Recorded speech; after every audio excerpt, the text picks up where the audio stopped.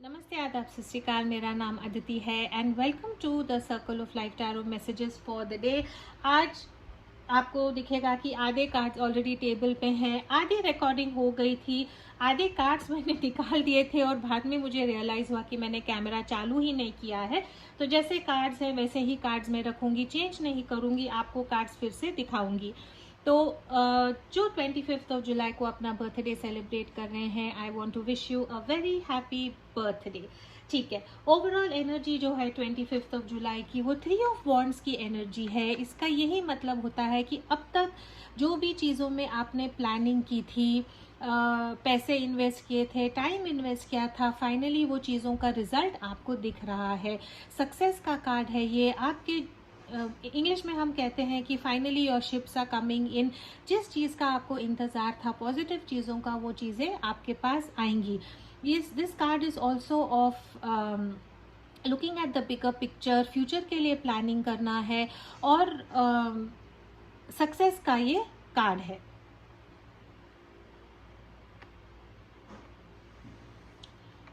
Business, career और finance में 7 of swords का कार्ड है ये। वार्निंग का कार्ड है, कॉशन का कार्ड है। इसका यही मतलब है कि आपके इर्द गिर्द कोई ऐसा इंसान है जो एक चीटर है या चीटिंग कर सकता है या आपसे झूठ बोल रहा है। तो थोड़ा सा केयरफुल रहे। अगर कुछ डॉक्यूमेंट साइन करने हैं, नया प्रोजेक्ट साइन करना है, कुछ लीगल चीज़ों में अगर आपको इन्वॉल्व होना है या कहीं इन्वेस्ट करना है, तो ज़रा सोच के फाइन प्रिंट्स को ठीक से पढ़ के आप आगे इन्वेस्टमेंट करें।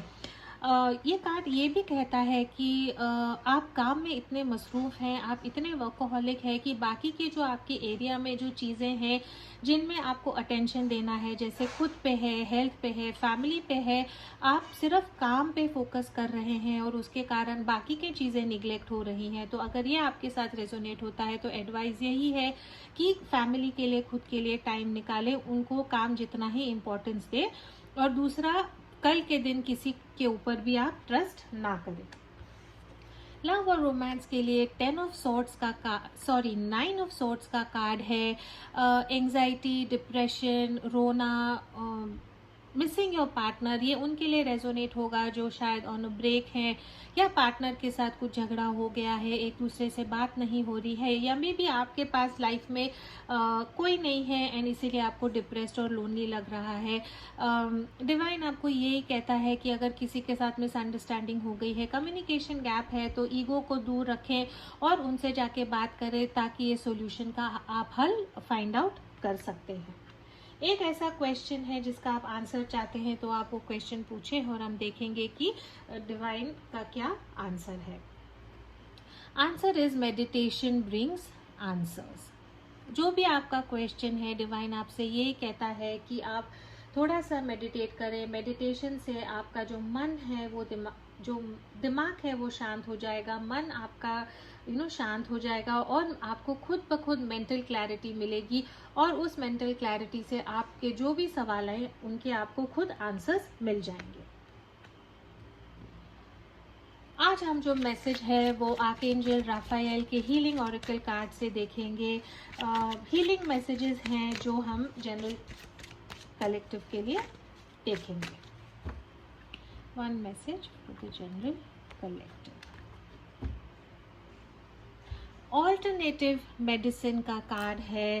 Dear archangel Raphael, thank you for guiding me to the ideal healing treatment modality and for giving me clear signs and messages to validate the best path for my well-being। तो ये उन लोगों के लिए resonate होगा जो शायद physically बीमार है और जो रेगुलर मेन स्ट्रीम जो ट्रीटमेंट है उसके अलावा कुछ और ऑल्टरनेटिव ट्रीटमेंट्स भी ढूंढ रहे हैं खुद को हील करने के लिए। तो डिवाइन आपको यही कहता है कि खुद की हीलिंग के लिए ऑफ कोर्स डॉक्टर के पास जाएं, लेकिन ऑल्टरनेटिव मेडिसिन जो है, maybe Ayurvedic, homeopathic, reiki, healing जो भी है उसको भी आप कंसिडर कर सकते हैं। अगेन ये जनरल कलेक्टिव के लिए है। प्लीज़ अगर आपकी कोई मेडिकल कंडीशन है तो प्लीज़ डॉक्टर का ही एडवाइस फॉलो करें। So this is all I have for the 25th of July. As always, please do keep your energies and vibrations high. What you focus on is what you get. And I will see you in your tomorrow's reading. For all those of you who are here to read the messages in English, the overall energy here we have is of the Three of Wands. This card is all about success. This card is about your ships finally coming in. Anything and everything that you had, planned, focused, worked on, you will be getting positive results for them in any area of your life. This is a card of success. This is also a card of looking at the bigger picture, planning for the future, and hoping that things will work out fine for you. This is a positive card, so all in all, a successful day. In business, career and finance, we have the dreaded Seven of Swords card. This is the card of deceit, lying, trickery. So take this card as a warning. Be cautious of people around you. Look at the finer prints before signing any legal documents. If you could avoid getting into any sort of a partnership or doing something which could have some legal implications or financial implications, it's better to avoid it for tomorrow.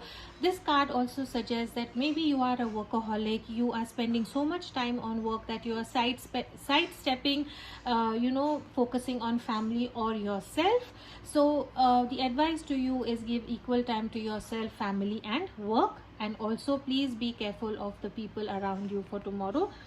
At least for tomorrow, nobody can be trusted as far as work and career goes. In love and romance, we have the Nine of Swords. This is the card of anxiety, depression, feeling lonely, sleepless nights, missing somebody, trying to get over, and heartbreak, which seems to be very difficult. Symbolizes loneliness and, not knowing how to go ahead after this terrible phase in your love relationship. So the advice for you is try and talk it out, get help if needed, ask your friends to help you. If you feel that the misunderstanding between you and your loved ones is something that you could talk about and get over, please go ahead and do that. One question that you want to get an answer for, ask that question and we'll see what the angels have to say. The answer is meditation brings answers.